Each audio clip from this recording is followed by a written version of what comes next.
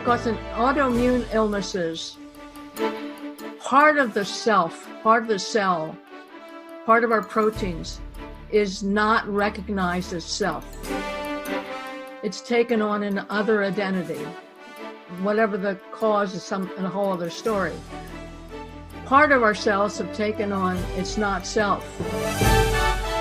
Cue music. Places, everybody, places. We're starting in 3, 2. Welcome to the Autoimmune Hour, where we look at the rise of autoimmune disorders. I've brought together top experts that range from doctors, specialists, nutritionists, researchers, and even those recovering from autoimmune to bring you the latest, most up-to-date information about autoimmunity and how to live your life uninterrupted. Thank you for joining us here on the Autoimmune Hour with Sharon Saylor.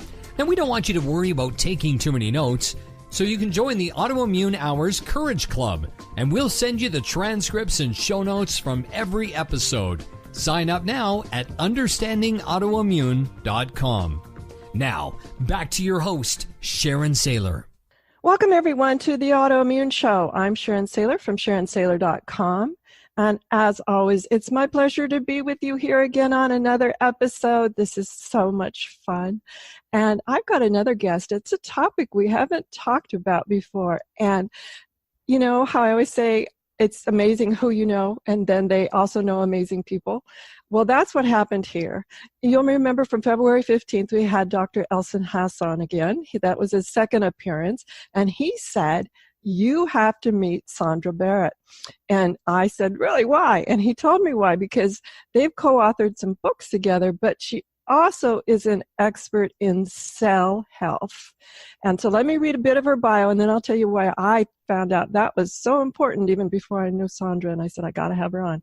So Sondra Barrett is a Ph.D. in addition to being a medical scientist and a former faculty at the University of California Medical School and California Institute of Integral Studies. She has been a health educator for more than 30 years. She's an award-winning photographer and uses her microscope to photograph and share the inner beauty and intelligence of our cells and molecules. She is the author of 3 books, Wine's Hidden Beauty, The Microscopic Patterns of Wine and Taste, Secrets of Your Cells, Discovering Your Body's Inner Intelligence. That's the one we're going to talk about today mostly, as well as she's co-authored Dr. Elson Haas's book, Ultimate Immunity. So we'll get into, she has a really impressive bio, as you can tell, but I want to bring her on right now because I want to have every second we can with her on this important topic of cell health. So welcome, Sondra. Thanks for being on the show. Well, thanks, Sharon. Thanks for inviting me. This is fun. You know, you and I were chatting beforehand, and I mentioned to you that it wasn't until my naturopath said, you know, Sharon, there's things we can do to strengthen your cell health that will help you overcome the immune condition that's happening right now, the immune experience that you're having. And I looked at her sort of dumbfounded, gobsmacked, whatever you want to say. I had never thought at that level of, you mean I can do something to my cells? I guess I thought always about fixing the body or not fixing the body, not working at that very specific level. So let's talk about our cells and why it's important that we do give them some focus. Well, I mean, Sharon, we are cells. We're a cellular universe. Our bodies are constructed of 50 trillion cells at least. Wow. And we never think of them. Why is that? The cells, they seem abstract. They don't seem real at all. But in reality, everything our cells need for life, we need. I mean, I think them now as our teachers because they need oxygen, they need breath, they need water, they need to move. All the things that we've been taught about keeping ourselves healthy operate at a cellular level. And once you begin to understand, it's like I've been teaching about cells at least for the past 25 years. And people are always surprised at how smart these cells are and that we can really get in touch with them to engage for our own healing. that was what was fascinating to me, was as I began to explore it, as along with my naturopath, start to enhance my cell health, anything that I could do to optimize my cells, I was surprised at how rapid they responded. I thought I was so impressed. One of my mantras I use when I talk about cells, they're always in the now. They're in the present moment. So what takes them out of the present moment is what's going on up here, or our actions. So there's an immediate responsiveness to what we think, what we eat, how we move, that's influencing our cell health. And I get down into it beyond this whole cell. I get down into what's the cell membrane? Where is intelligence? What about what's called the cytoskeleton? We now know that the cytoskeleton, which is the fabric of the cells that connects everything inside the cell to outside, it's mechanically influenced, meaning the tension, the compression, the movements we make, our postures, influences the cell, and it's faster than the molecular responses. It's not as fast as the nervous system, but it's like 50 times faster, just changing a posture. Now, maybe this is not a good correlation. I just want to ask the question, is it similar to our fascia? It's connected. It's connected to the fascia. There's a slide I use when I do PowerPoints, which is the cells have, basically, you can think of the cells having a fascia. The cells have a connective tissue. We have the outside of the cell, which is the membrane that holds the container for the cell. And we have the nucleus. We all know about our genes. We think about that.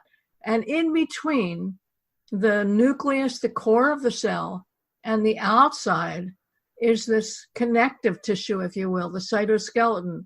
And that then, through the outside of the cell, is connected to the fascia. So everything is connected. We just learned about fascia from Gina Brea and her wonderful book on hydration called Quench. And she shared with us the amazing, I guess it's an organ, of fascia. I was so impressed at how it is so overlooked, just like the cells here. Yes. So what can we do? My audience is comprised mostly of people with going through an autoimmune experience. And in many ways, the cells are absolutely involved. Some people say they're under attack.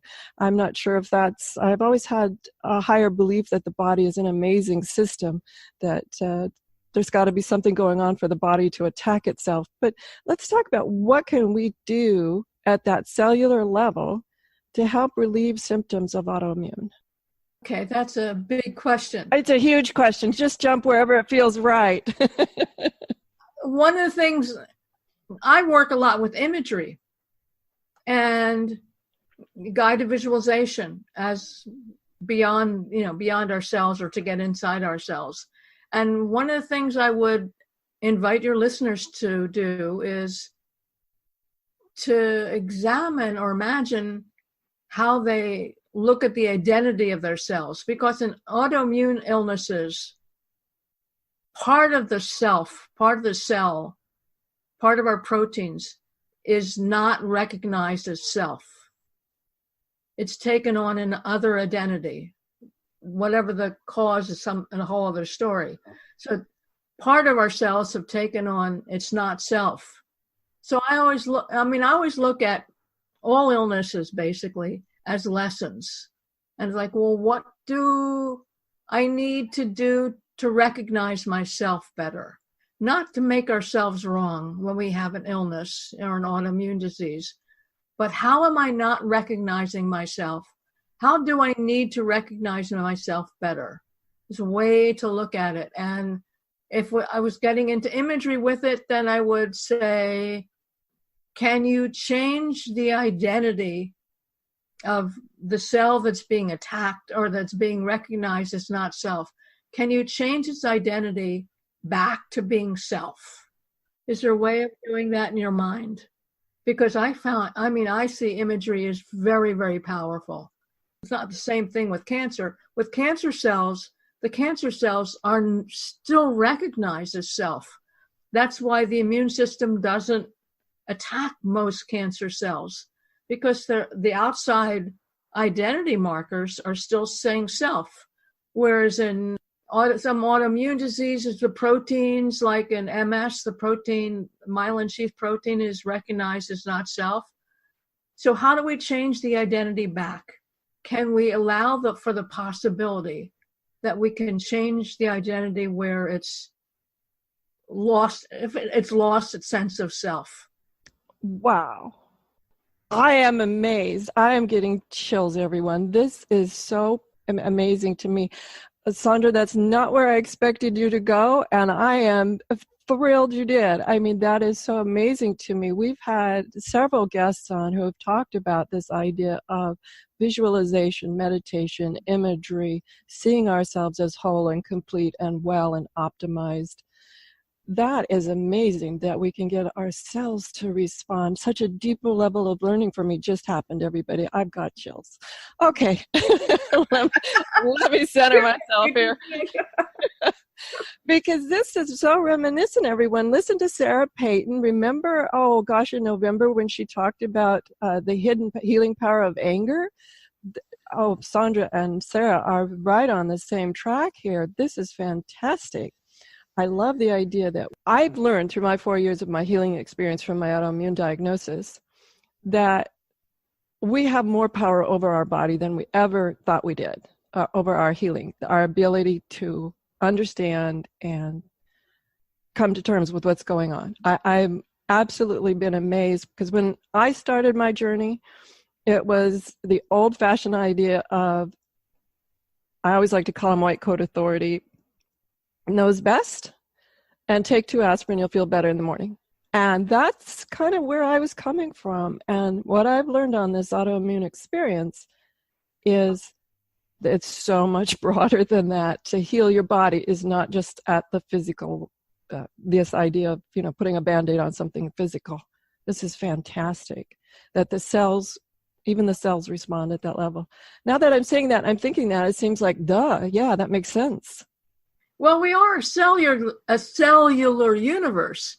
I mean, what's responding when we have an illness? What's responding when I'm raising my hands? Those are all cells. But I wanted to tell you a story, my first experience with imagery related to the white coat authority. Many years ago, maybe 40 years ago, I was teaching kids guided image. I was doing guided imagery with children, but I had never done it for myself. And then I got a rash, and I couldn't get rid of this rash. I was using hydrocortisone cream and all kinds of stuff. The rash still stayed there.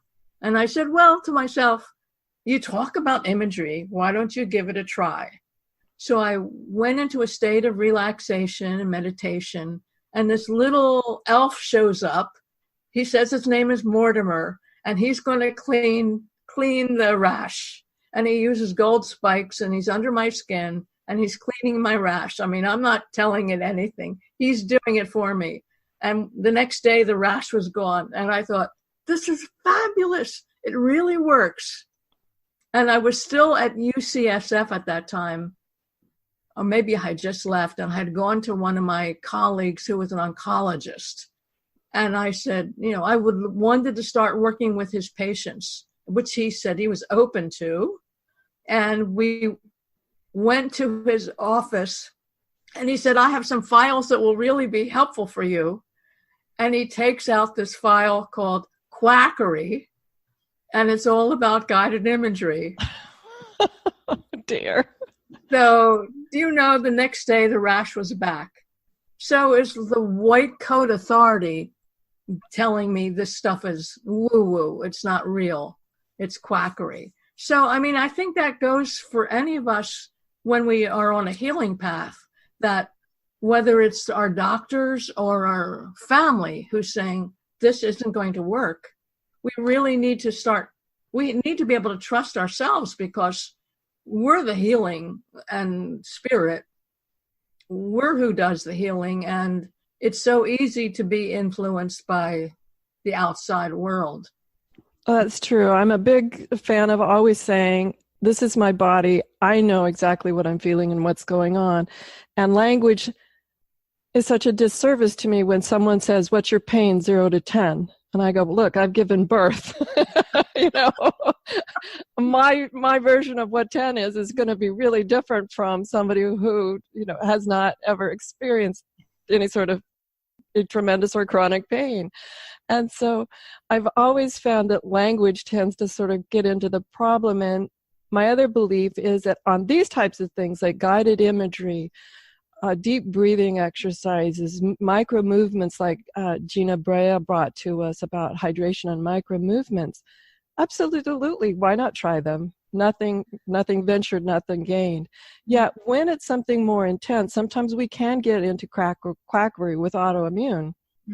And something more intense, definitely do lots of research. That's what I brought the autoimmune hour, is my own way of doing lots and lots of research, everyone. Yeah, we have to. Yeah, absolutely. Because there are a lot of things out there, but you know your body best. I'm always a big proponent of saying you know your body best. And I think knowing my body best was one way when I decided to get off the therapy drugs that had, in all honesty, they saved my life. But at a certain point, intuitively, I just knew that my body wasn't responding in the way they should to them anymore, and that I chose to get off the therapy drugs. And so far, so good. So I think Sondra and I are both on the same page about trust our body, trust what it says to us. What are some things we can do to support cell health, or how do we find out what our cells need? I mean, maybe is it like missing nutrients, or I've just always been kind of confounded, like, how do I know what my cells need? Well, your cells always need stress management. They always need finding time during the day to really unwind, relax, and find effective ways that turn off I call it the caca. The monkey chatter. The monkey chatter. How do you turn that off? You know, because when we're ill, especially with something that's considered chronic and lifelong, that chatter can really get us into stress, fear, and it's using up the resources the body needs for healing. So number one, lower your stress level. Find multiple ways to do that. One thing doesn't always work. You need a couple things. Use some kind of exercise, walk, dance in the house, laugh. Laughter medicine is really useful for balancing immune system. For autoimmune diseases, I'm not allowed to prescribe, but don't take anything that activates immune function, because that's going to autoimmune disease is, as you know, a hyperactive immune state. Mm-hmm. So you don't want to be taking things like echinacea that can be turning on activity, and we don't know how it's going to work. Make sure you have good support system, people to at least talk to, play with. It's kind of basic. Everything we know about how do we live long and well, manage stress, move your body, eat well, no processed foods if you can help it, have good friends, and laugh a lot. I mean, what more is there? I love laugh a lot. We've had Valerie Shepard on, and she's a laughter yoga instructor. Wow. And I'll tell you, when she had us even do a forced laugh, I mean, we hadn't said anything funny, so it wasn't what I call a natural native laugh. It was just, she said, start laughing. And so she and I did on the show, look up Valerie Shepard's, she's been on the show a couple of times, she's just awesome, about forcing a laugh. And there again, I felt happier for hours afterwards, even though I can't point to say, I mean, nothing, in my mind, it's like nothing happened. I forced myself to laugh. But what I was surprised at was there again, how fast the cells responded. And they responded to as if, not reality. Yeah, cells don't know the difference between what's real and imagined. So imagine laughing I know when I started studying Qigong, my Qigong teacher talked about the Alan Watts Ha meditation. And the Ha meditation was Ha. Ha. Ha. Ha. Ha ha. Ha. Ha. It actually makes you want to laugh after you say it a couple of times, doesn't it? That's a weird response. Say it a couple of times and you absolutely start to giggle. That is strange. So I don't know if it's a combination of the Ha word or the sound or the vibration. So music, I didn't mention an important healing practice. Music. We're string instruments. This fabric of the cell are strings and they vibrate. So any kind of energy medicine helps our healing and get into balance. Oh, wow. Jonathan Goldman, I don't know if you've read Jonathan Goldman's The Humming Effect. No, I am not familiar with that one. Okay, so the humming, you should have Jonathan on sometime. So when I started working with women with chronic fatigue decades ago, I was using humming because there had been some work in music and medicine talking about the psychologist Arlen Malberg in Wisconsin talked about how he worked with his patients who didn't find any success with talking therapy. He came up with humming, that humming for 15, first imagining the sound, and then humming helped return the sense of self to many of his clients. So since I was working with women with chronic fatigue who had lost their sense of self because of this illness that took away their cognitive abilities, their memory, their sense of self. So I was teaching it as how to recover the psychological self. And then Jonathan, was it last year, not this fall, last year came out with the humming effect, which had he's a sound healer for decades. Research on the physiology of humming, which lowered blood pressure, lowered stress hormones, increased endorphins, which decreased his pain, influenced the lymphatic system. So it was like all these parameters physiologically that were empowered by 5 minutes of humming. And when I taught my first online stress class and I included coaching with it, some of the students were saying that was the only thing that worked for them. One was a nurse who she was a nurse and an energy healer, so she knew all this stuff. She could never get out of her mind, the mind talk all the time. Just the only thing that really worked for her was humming. Oh, and wow. within minutes, it got to aligning everything together. So I like a medicine bag of tricks. Try one size doesn't fit all. We need to take a quick commercial break, but I want to have a little thing we're doing during this break. Is it one tone, just a hum, or do we sing along? Do we hum along? Just one tone? One tone. It's not singing. It's not a musical thing. It's one tone. Okay. Can we hear your tone so we can practice that during the commercial break? Okay, everyone. That's what we practice. We'll be back in 2 minutes. Talk to you soon. Life Interrupted Radio will return after these messages from our sponsors. It's great sponsors like these that keep this show coming to you every week. Be sure and stop by lifeinterruptedradio.com to learn more. Your conscious lifestyle on steroids. OMTimes Radio. IOM FM. Hello, I'm Lisa Berry. Join me every Monday at 1 p.m. Eastern Time for Light on Living.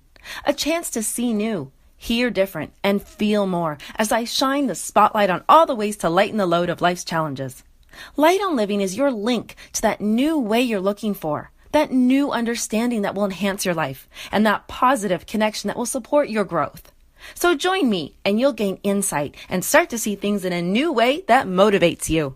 OMTimes Magazine is one of the leading online content providers of positivity, wellness, and personal empowerment. A philanthropic organization Their net proceeds are funneled to support worldwide charity initiatives via Humanity Healing International. Through their commitment to creating community and providing conscious content, they aspire to uplift humanity on a global scale. OMTimes, co-creating a more conscious lifestyle. Listen and imagine.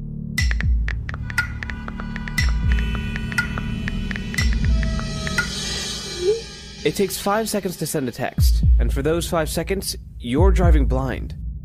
Life is worth more than a text. Stay alive. Don't text and drive. Visit StopTextStopWrecks.org, a message brought to you by the National Highway Traffic Safety Administration, Project Yellow Light, Noise, and the Ad Council. Hi, this is Sharon, and of course you know me from here on the Autoimmune Hour. Maybe you don't know I'm also an author. My latest book is for kids. It's Pinky Chenille and the Rainbow Hunters, a winner of a 5-star Reader's Favorite review. It's perfect for your early reader and a great bedtime story for your young adventurers. Check it out over at pinkychenille.com. That's PinkyChenille.com. See you there.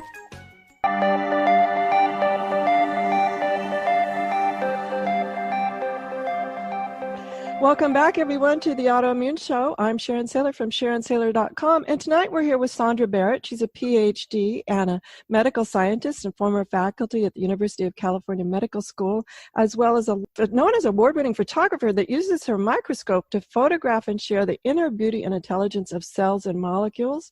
And she's the author of 3 books. And tonight we've been talking about the secret of your cells, and she's been sharing with us things honestly I've never heard before, nor did I ever think about, such as visualizing our cells, visualizing what would optimize our cells, visualizing them working correctly and having their own correct identity back. That was amazing. As well as how did the go for everyone during the commercial. I'd love to hear it in the comments section. Sondra, this is just, I'm being blown away. I never thought about our cells. I don't know why. Why don't we teach young people what our cells are? I mean, we learn about our body in such the large format, but never understand the delicate uniqueness of it. I think we don't teach it to young people because it seems too abstract. I mean, I don't know. I would think they're learning cell biology, but I don't know. I haven't had grade school kids in my family for a long time. Yeah, me neither. Maybe they are teaching it now, but I am just blown away at this idea of being able to think about ourselves in a whole new way. So we've done some visualization, we've done some sound and understanding humming, as well as laughter. What other tips do you have that can optimize our understanding of our cells? I'm really still just blown away about this idea of them reconnecting to their cell identity. Movement is really key. I mean, what I've been doing is, since I began my romance with the cells, is really recognizing that these ancient healing practices like yoga, like Qigong, operate at a cellular level, not simply an energetic level. So shamanism, one of the oldest forms of healing, using the imagination for healing. Qigong, I always look at, I practice Qigong, I don't practice yoga. So a lot of the Qigong movements will move the energy, but it also gets you in touch with your core self. For me, it's like it brings me into alignment. So a combination of doing any kind of practices, bringing into alignment means, for me, bringing together the mind, the body, and the spirit. And where is the spirit? It's like, I always have this when I teach, the dialogue. Is spirit in every cell? Probably. Where's the soul? And is it the soul that's talking when I'm going a little too far out. Oh no, I'm loving this. Is it the soul talking? You know, when we get an insight or some wisdom, is that the soul in our cells talking to us? I don't know. My mind kind of go on to this. Not only are cells smart, our molecules are smart too. And I've been toying with the idea that God was a biochemist, obviously. What else can we do for ourselves? Feed them well, obviously. You had someone on talking about hydration. Yes, absolutely. She has a marvelous Dr. Dana Cohen and Gina Brea. Look that guys up, look that podcast up. As well as we had Gina back on to talk about micro movements that help hydrate the body. And that's where we learned all about the amazing fascia and how even just little micro movements can help hydrate each and every cell. I was so surprised at what small movements it took to help the fascia move the fluids around so it got where it needed to go. And that's why I asked that question when you started to describe this interconnectedness.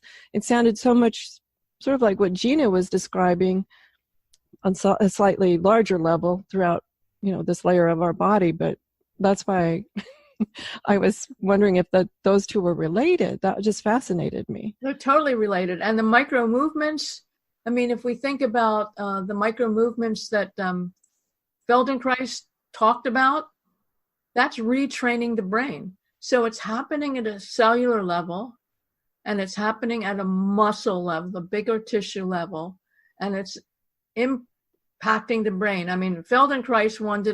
Feldenkrais had, I think he had damaged his knee many times in playing soccer, and it got so painful he couldn't walk. And he wanted to know, was there a way that he could remember or retrain his body so that he could remember to walk without pain?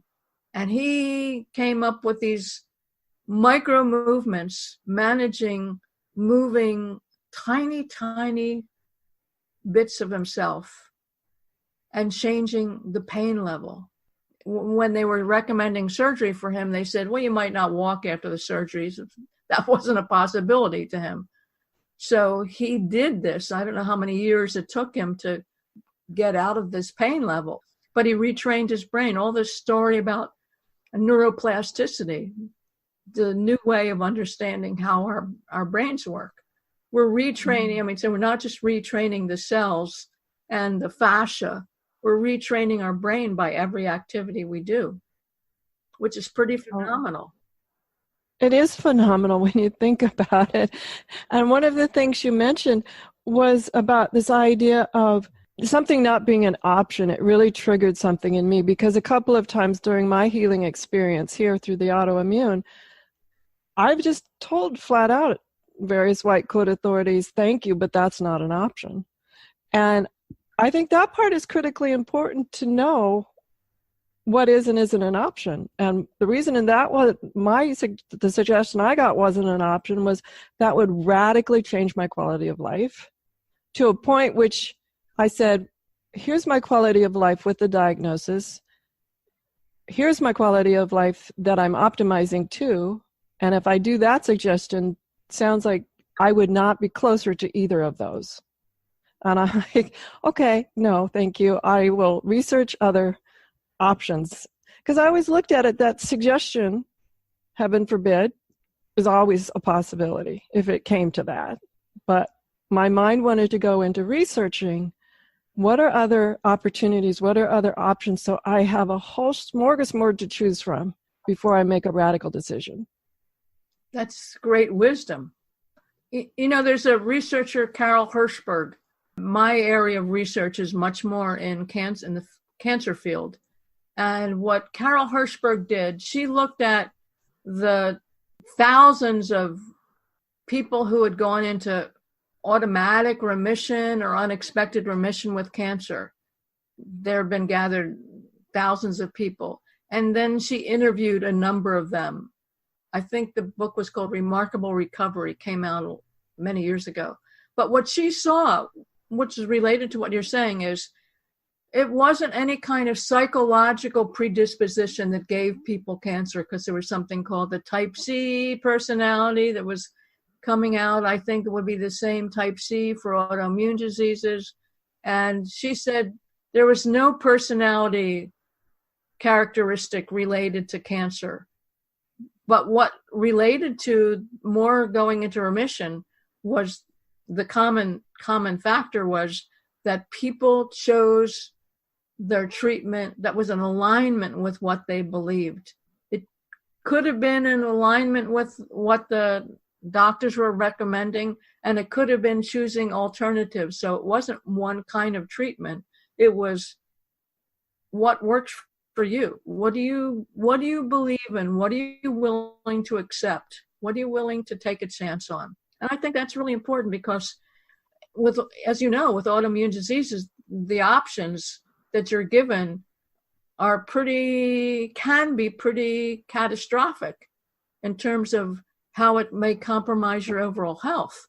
So it's being willing to trust yourself sort of enough. I mean, Gene Achterberg, I'm going to suggest it here just because people might want to play with it, or you might want to play with it. I don't want to be irresponsible, but Gene there's a whole thing in mind-body medicine, psychoneuroimmunology, the role of the mind that influences the nervous system, that influences the immune system. And scientists learned in the 90s that you can affect the immune system with the senses. Actually, the first experiment showed that you could it was an accident. That wasn't what they weren't trying to show. You could actually depress immune function with the senses. And I'll just briefly tell the experiment so it doesn't sound like woo-woo. Psychologists at University of Rochester wanted to study aversive taste experiences that people with cancer often get. They get sick from their medication, and they then next week when they go in for chemotherapy, all they have to do is see the building and they get sick to their stomachs. They haven't had the chemo then. So that was the intention for the research that Robert Ader came up with. And then he used an animal model. He used an animal model that gave mice a unique taste, which was saccharin sweetened water, and the unpleasant event, which was making them sick to their stomach, was giving them Cytoxan, and made them sick to their stomach, nauseous, and they wouldn't want to drink the water, but that was all they were given that choice over a month. And one of the things that started happening that was unknown to Ader, because he wasn't an immunologist, was the animals started dying of infection from one experience with Cytoxan and unlimited experiences with saccharin sweetened water, but also the first time the saccharin sweetened water was paired with giving the Cytoxan. He went to an immunologist. He said, "Why are my animals dying of infection?" The immunologist, Nick Cohen, said, "Oh, you're giving them Cytoxan. Cytoxan inhibits immune function."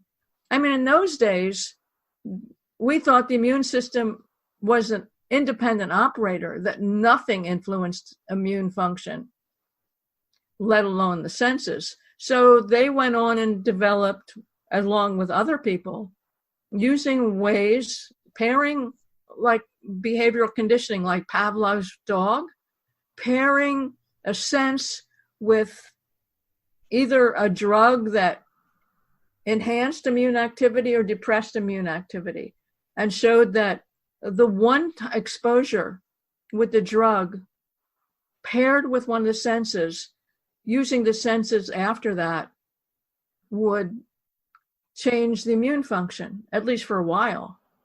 Wow. So Achterberg suggested we should be doing this, trying sensory conditioning, to be able to lower the amount of drugs that people are taking. Is it possible if I'm taking a drug, I talk about it, but I've never tried it for myself. I'm taking a drug for high blood pressure. Is it possible if I pair taking that drug every time, say, with the smell of peppermint, that if I do that every day, would I need less drug to lower my blood pressure? Would you need less drug to inhibit immune function? I mean, it gets to be a little risky, because we don't have the answers. People are not really doing it clinically. We've talked about it. We've done it with animals. But is it possible to at least lower the amount of medication needed to depress immune function with pairing it? When I've taught psychoneuroimmunology to graduate students, I always have them pick out, they have to do their own conditioning experiment. And I'm always surprised to see that there's some effect. And in conditioning, it wanes after a while. The body, brain needs to be reminded. But it's like, can we be responsible and try lowering our medication by also using the conditioning? I mean, we can condition relaxation. Every time we meditate, if we smell, say, lavender, the brain, body, cells learn the smell is associated with that relaxed state. So it's funny you brought up lavender. I was just thinking about that. Was my next question about, I diffuse an essential, very clear, organic essential lavender oil right before bed. And I'm pretty sure I'm conditioned because I just got back from a trip, which I didn't have the space in my baggage to take everything I needed. So I left it here. And who knows, was it the hotel room? I thought the hotel room was quite nice and quiet and everything. So I'm not sure. But my little routine had changed. And I'm sure part of that is that missing of the diffused oil there that sort of wakes up the senses like, oh, it's time to sleep. Well, next time, if you can't do that, bring a little vial and put some drops on your pillowcase. Oh, much better. There you go. See, simple solutions here, everyone. Sometimes it's fun to experiment with these little simple solutions and retraining our senses, even if we're not going to go to that level, which I suggest talking to your physicians about, but going to retraining things like our taste buds to maybe not be craving. I was raised with the statement with a lot of women in my family, older generation, was, here, have a cookie, you'll feel better. And so the sugar is very much related to feeling better. It doesn't even have to be a cookie. It could be any sort of little treat. And I noticed that the emotions change. And so that's so fascinating to me that we're able to even take it into the healing range, such as even just lowering stress or helping you go to sleep. Oftentimes sleep is a problem for a lot of people with autoimmune, just a basic discomfort or unable to find a comfortable position. And sometimes the brain does get stuck on in monkey chatter during autoimmune flare-ups. Wow, this is fascinating. We need to take one quick more commercial break, and when we come back, we're going to talk some more about our cell health, understanding our body's inner intelligence, and ultimate immunity. We'll be right back. Your conscious lifestyle on steroids. OMTimes Radio. IOM FM. Change and growth are part of natural life, and also part of your spiritual life. Everyone needs support and guidance, especially during life passages. Upgrade yourself with the OMTimes Experts program. With OMTimes Experts, you have access to the best intuitive coaches, spiritual teachers, counselors, astrologists, and oracles. Our team was carefully selected so you can trust.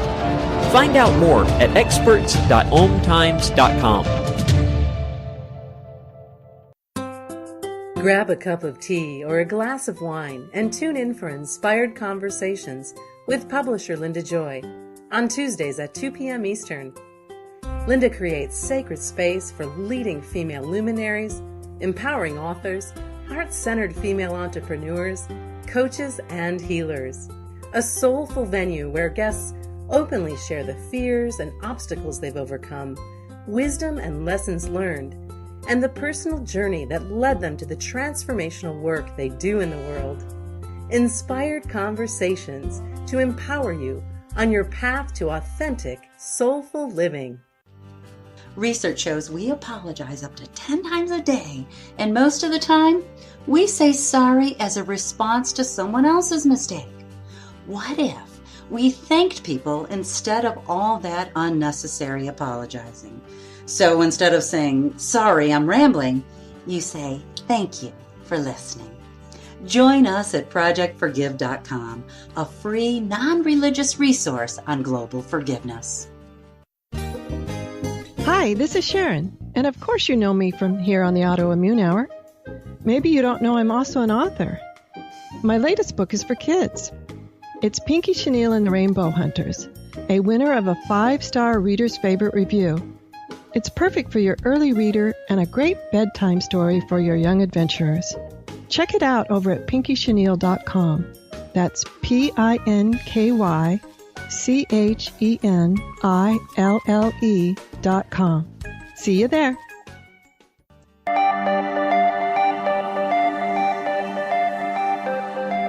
Welcome back, everyone, to the Autoimmune Show. I'm Sharon Saylor from SharonSaylor.com, and I'm here with Sondra Barrett, and she is the author of Secrets of Your Cells, Discovering Your Body's Inner Intelligence, as well as co-authored with Dr. Elson Hatz, who we had on February 15th, Ultimate Immunity. And she's been sharing with us just this wonderful I like to call it free-range exploration of our cells and our health and wellness, and optimizing every little square inch of us, or trillion little inches of us, I guess, or little bits of us.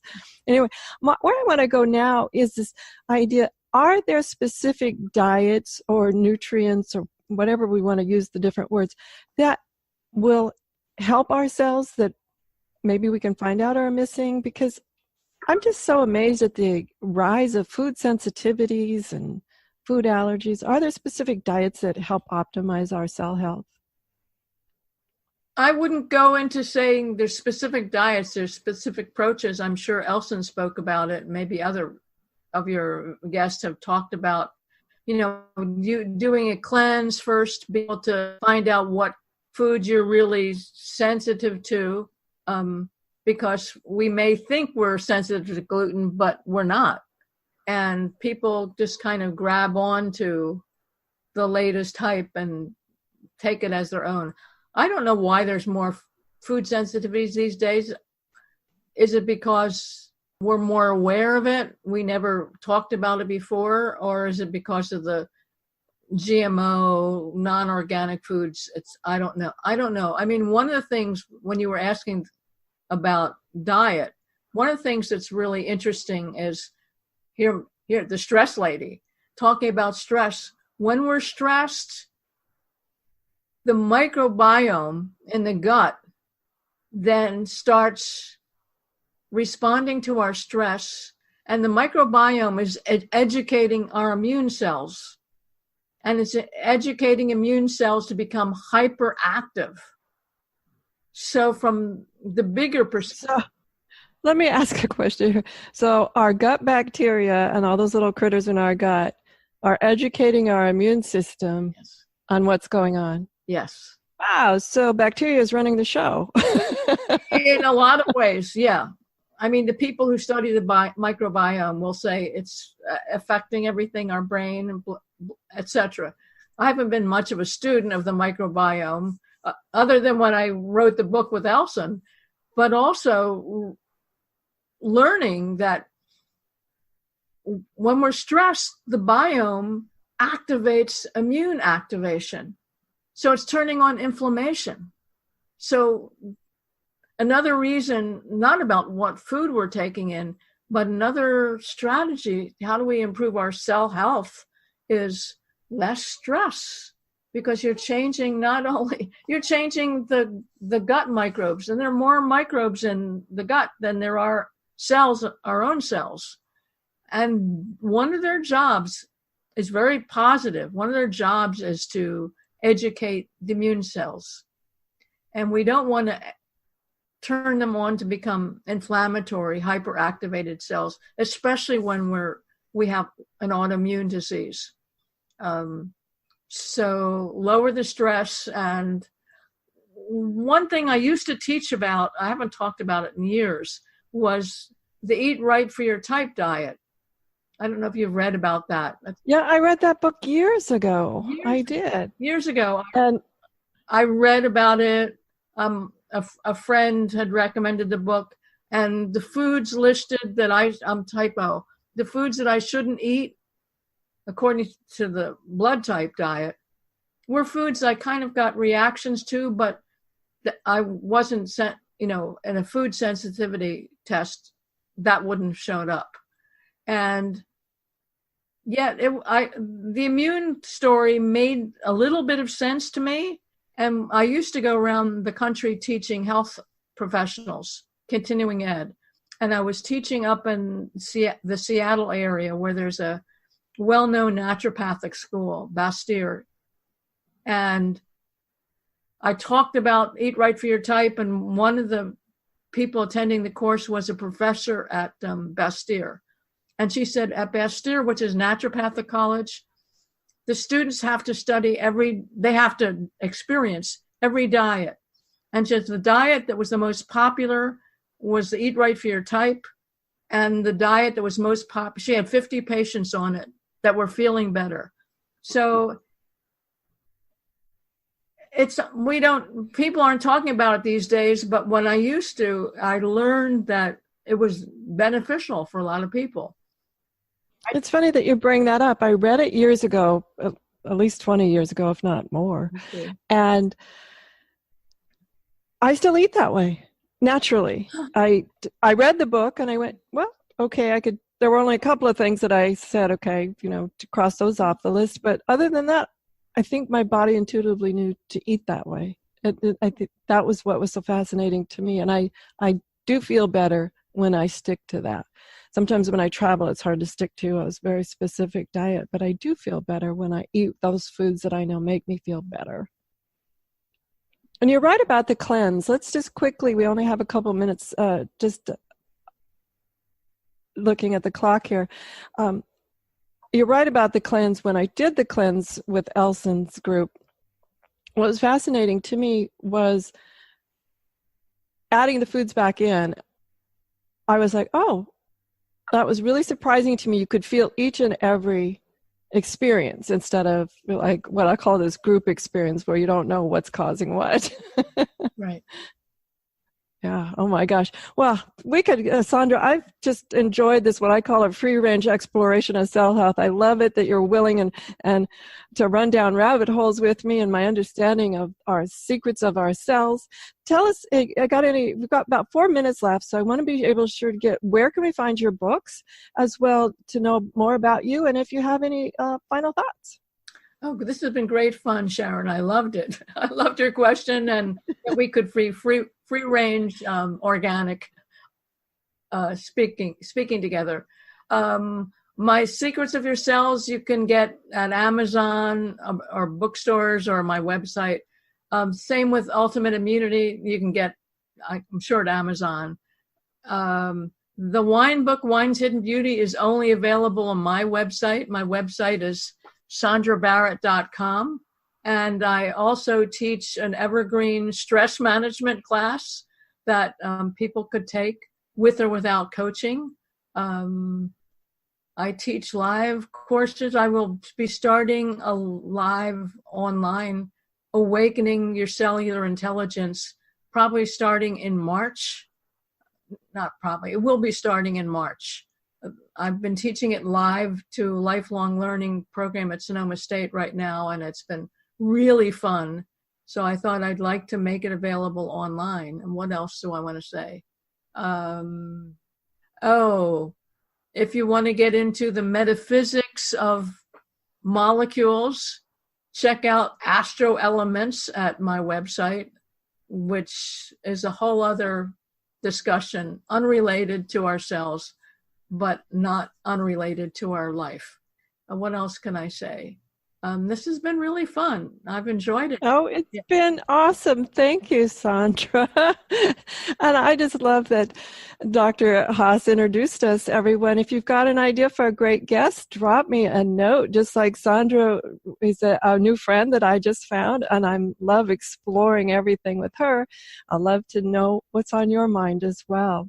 So go over to understandingautoimmune.com. There you'll find some show notes of our show here with Sondra, as well as the website spelled out. It's sondrabarrett.com. Check it out. You could tell she's just got a wide range of experience and interests, and I just love it. I love people who have this organic, wide-ranging curiosity about life. I think that's what makes us thrive, is that curiosity that keeps us going. So everyone, go over to understandingautoimmune.com, and then also join me next week for another brand new episode, 7 p.m. Eastern Time, every Friday night. Have a great week, whatever your adventures. Enjoy. The information provided on the Autoimmune Hour, Understanding Autoimmune, and Life Interrupted Radio, including the websites understandingautoimmune.com and lifeinterruptedradio.com, plus social media, is for educational purposes only. What you read, hear, and see on the Autoimmune Hour, Understanding Autoimmune, and Life Interrupted Radio, and its websites, and other media outlets is based on experience only. The information should never be used for any legal, diagnostic, or treatment purposes. Always seek sound legal, medical, and or professional advice regarding any problems, conditions, and any of the recommendations you see, hear, or read here on the Autoimmune Hour, Understanding Autoimmune, and Life Interrupted Radio.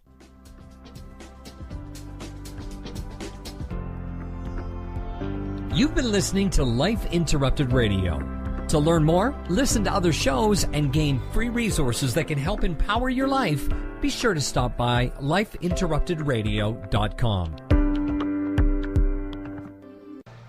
Do you want to be a better leader, have better relationships, become more self-aware, be a better communicator? Hi, I'm Sharon Saylor, best-selling author, professional speaker, and executive coach. And my life passion is empowering professionals to be the best that they can be.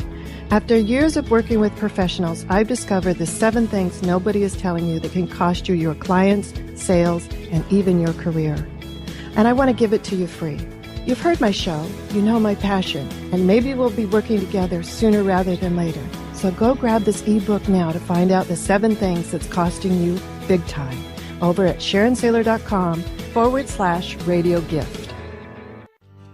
Research shows we apologize up to 10 times a day, and most of the time, we say sorry as a response to someone else's mistake. What if we thanked people instead of all that unnecessary apologizing? So instead of saying, sorry, I'm rambling, you say, thank you for listening. Join us at projectforgive.com, a free, non-religious resource on global forgiveness.